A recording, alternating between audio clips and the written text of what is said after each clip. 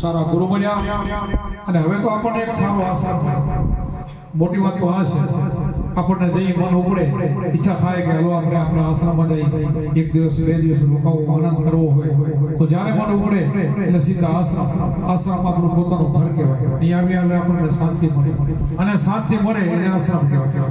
ત્યાં આપણે આશ્રમ એવો બનાવવો છે કે અખંડ આનંદ રહે, અખંડ શાંતિ રહે.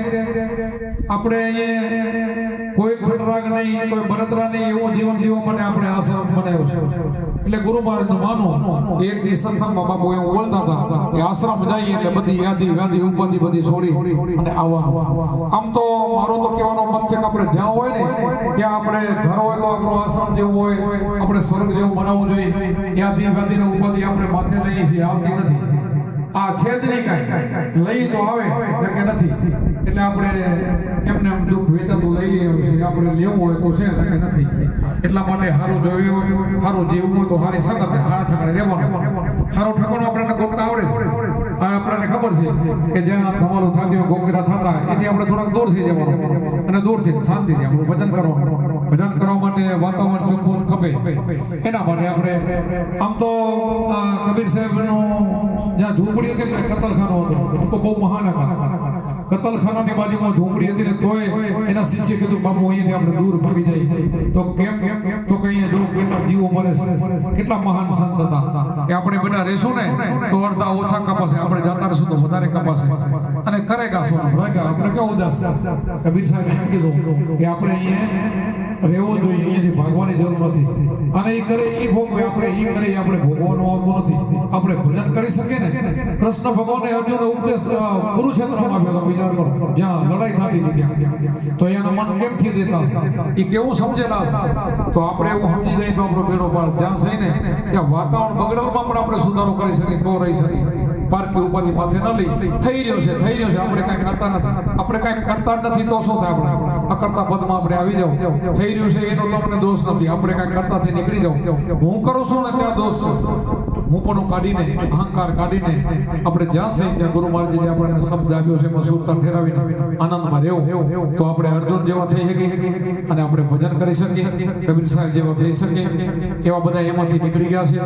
આપણે આવા વાતાવરણમાં કદાચ હોય તો આપણા કુંભારમનું વાતાવરણ એવું હતું, ઘર જ એવું હતું. બોલો છતાં કેવું જીવ્યા. ઘરે કોઈ માણસ આવે ગમે નહીં, આયા ફેર આપણા ઘરના બાપુ મારી કરે એમાં એ ભક્તિ કરીને નીકળી ગયા. આવું એને આવડવું જોઈએ. આપણે એવું શીખી લેવું જોઈએ કે આપણા ભજનમાં વિક્ષેપ ન પડે, આપણને તકલીફ ન થાય એવું આપણે શીખી લેવું પડે. જગતમાં આ બધું રહેવાનું છે અને એમાંથી આપણે પસાર થવાનું છે. એટલે જ્યાં આપણો જન્મ થયો, જેવું આપણું ગામ હોય, જેવું આપણું ઘર હોય, એ રીતે આપણે રહીને એમાંથી નીકળી જવું અને વધારે આનંદ માણવો તો આપણો આશ્રમને સંતોષ છે. એટલા માટે આ સમજીને વિવેકથી આપણે રહેતા શીખી જવાનું. ગુરુમાં જ આપણને વારંવાર આવા બધા સત્સંગ કરે છે કે મનને સ્થિર કરવાનો ખીલો આપણને ગુરુમાં જ આપે છે. એવું બની જાય ત્યારે આપણે જીભને ઉલટી ઉઠલાવી અને સીધું આપણે ધ્યાનમાં લાગી જાય તો બધો કાર્યરો આપણને કઈ નડે નહીં. વટોરીઓ કેટલી વાર આવે, વટોરીઓ નીકળે. આપણે ખેતરમાં કામ કરતા હોય છે, વટોરીઓ જોયો છે. મેં તો ભયંકર વિકરાળનું સ્વરૂપ જોયું છે. પણ રે ઘડીક વાર નુકસાન કરે, પણ આ નુકસાનમાં આપણે જઈએ નહીં તો એ નીકળી જાય. થોડું ઘણું એનો અસર થાય પણ આપણે એનો અસર, વટોળીનો અસર આપણામાં ન ઉતરી જાય એવું આપણે જીવન હોવું જોઈએ.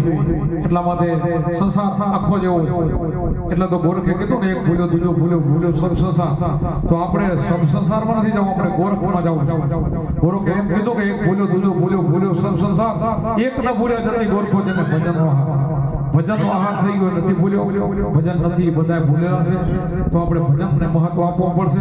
ભજન કેમ કરવું, ભજનની રીત આપણે સમજી લેવાની અને આવી રૂડી રીતો આપણે પાડી લઈએ. સંતો રૂડું પાડે એવી રીતો પાડી લઈએ તો આમાંથી આપણે નીકળી જઈએ છીએ અને આપણો આખો ભાવ સુધરી જાય.